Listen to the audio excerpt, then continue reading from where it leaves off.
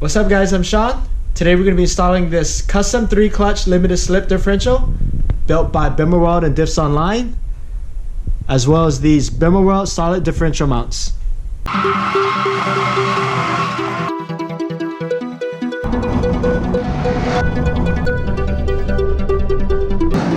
So the E46 M3 already comes with a limited slip differential. It's called the M-Variable LSD. It actually works pretty good, but they're known to last only about 70 to 80,000 miles. My car has 153,000 miles, so I think the limited slip doesn't work as well. A few weeks ago, I was at Thunderhill Raceway. At turn 3, I noticed that the back end would kind of grip and slip, grip and slip. It never did that before, so I have a feeling it's a limited slip gone bad. If your limited slip differential goes bad, you probably won't notice it on the streets, but on the track, you probably notice a delayed response and the back end doesn't feel as planted when you get on the gas. This 3-clutch limited slip differential has custom ramps built specifically for the track.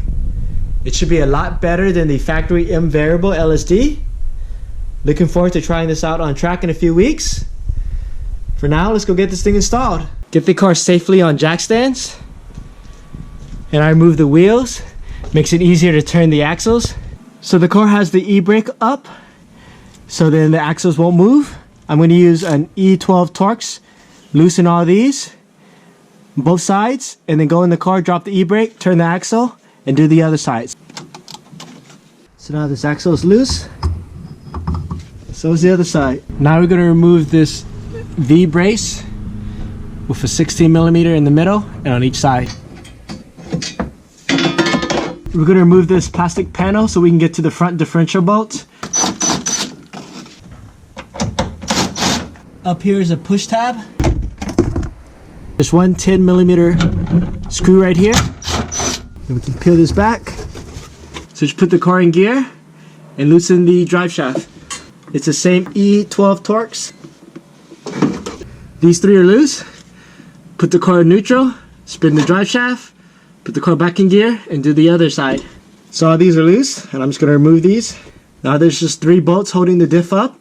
We're going to break the front diff mount loose with a 21 and a breaker bar.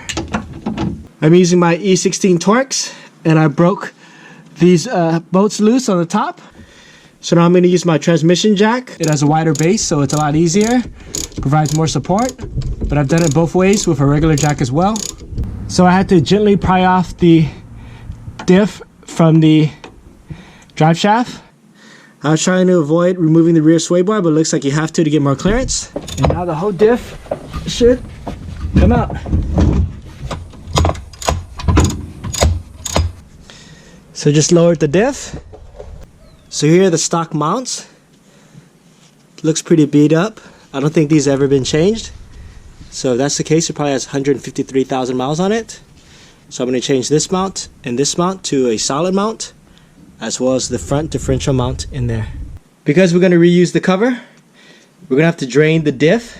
This is a 14mm. So here's the factory diff bushing. It moves pretty easily. I don't know if you could tell through the video. So that tells me that diff bushing is pretty much done.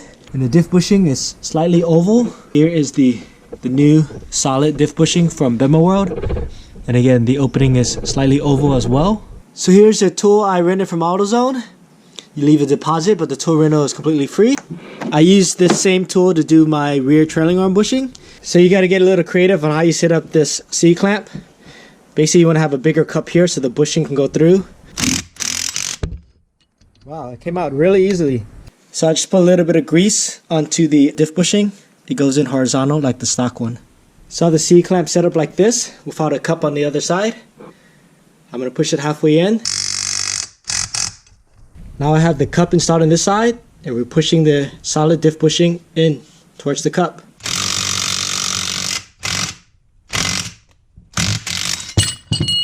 There we go. This diff bushing's in. Here it is on this side. And now we just gotta do the same for the other side. So before you remove the diff cover, make sure you have a pan to catch it, because there's still gonna be some fluid left. And then when you break these bolts loose, make sure you remember what it does, because different bolts have different lengths.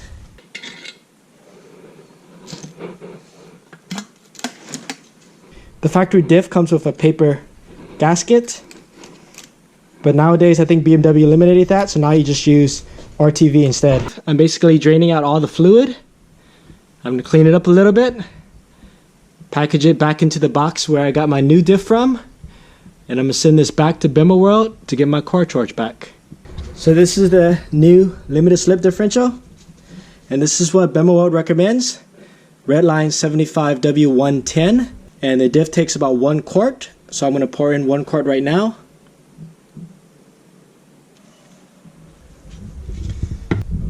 And this is clean right here. And then I'm going to put some of this ultra black RTV gasket maker, a thin bead around it. Here's a nice bead of the RTV silicone gasket maker. And I cleaned the inside of this cover. Now we're going to install it. Line up the hose. Remember how we positioned the diff bolts? That's how we're going to go back and install them lightly.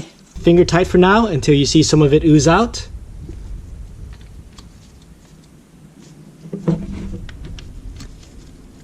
And then we're going to wait an hour for it to dry before we come back and torque it down.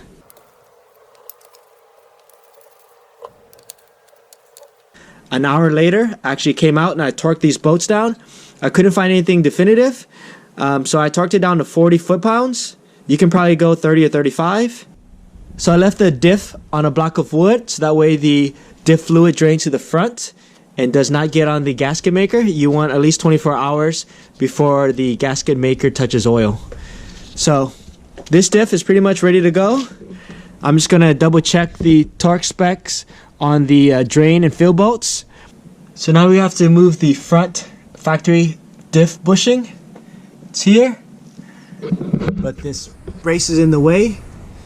So what we're going to do is support the subframe with a jack, and then we're going to undo this 10, 18, and some 13s in here. Before the bolts remove, I can remove this front brace. So this is how I set up the big C-clamp, the ball joint press. It looks like the middle of the OEM bushing is ripping, so therefore it won't come out. So I think we might have to press that out, and we might have to cut the remaining middle part of the bushing out. Finally just drilled out and pressed out the middle of the factory bushing. But now I have to cut out the outer part of the factory bushing. So I have my Sawzall. You just want to cut a little bit of it. Make sure not to cut the subframe. And once we compromise the metal, then we could bang it out with a screwdriver. Look at that, the whole bushing's gonna come out. Yeah! Here it is. Removing that front diff bushing was a lot of work. Let's take a break and grab lunch at one of my favorite spots. Oh man, there's no Powerade over here. I guess I'll go Dr. Pepper. I'm gonna have lunch and then get back to work. Now I'm gonna grab my file sandpaper. I'm gonna clean that up a little bit before I install the new diff bushing. Here's the BimmerWorld Solid Front Diff Bushing. It has an oval slot, so I'm going to install it with the oval slot horizontal, just like the diff cover bushing. This thing is bent, so I'm not going to be able to install it like that. So I'm just going to go from the other side, lube the inside of this and the outside of this. So I put tape on the outside of the bushing just to hold it in place, and then I set up the C-clamp. Now I'm pushing it in. So you basically have to move the C-clamp around with different attachments. Put it this side, the other side with this thing on the other side. I think with the right tools, the job would have been a lot easier. But in this case, I'm just using what I have available. The bushing is going in. It's almost flush. So there it is. The diff bushing is just about flush. That was the most difficult part of the job. Now let's get the diff ready to be installed. So I just reinstalled the brace that goes in front of the diff, front of the subframe. You're going to torque this bolt and the one on the other side at 81 foot-pounds, and the two small bolts in here and the other side at 22 foot-pounds.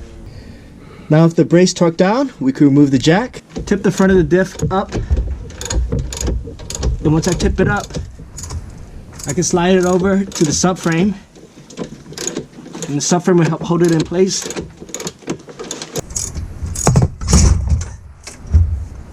Using my foot. And then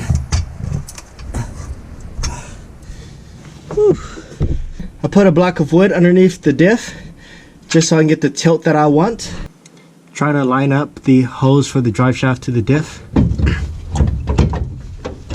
So after moving this around a little bit, I got lucky and the drive shaft to the diff is lined up. So I loosely installed this. So I had some trouble installing the front diff bolt. So actually what I did was loosely install the rear ones. So that helped get the angle just right. And then with the transmission jack, I can just jack it up a little bit and line up the front. So now everything is loosely in, and I'm going to start to install the axles before I torque everything down. Torque the drive shaft to 52 foot-pounds. And you put this heat shield back on. Now we're going to torque the front diff bolt to 148 foot-pounds. Now we're going to torque the back of the diff to 15 foot-pounds.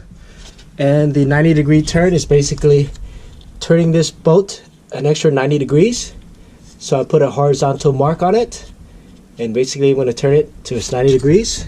So it's weird that BMW does that on certain bolts where you torque it and you add a 90-degree turn. The diff's on tight.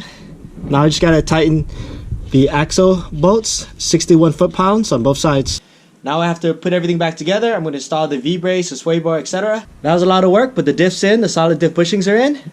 I'll list the torque specs at the bottom of the video. Stay tuned to my next video where I show you how to break in a clutch type LSD. Hope you guys enjoyed the video. Thanks for watching.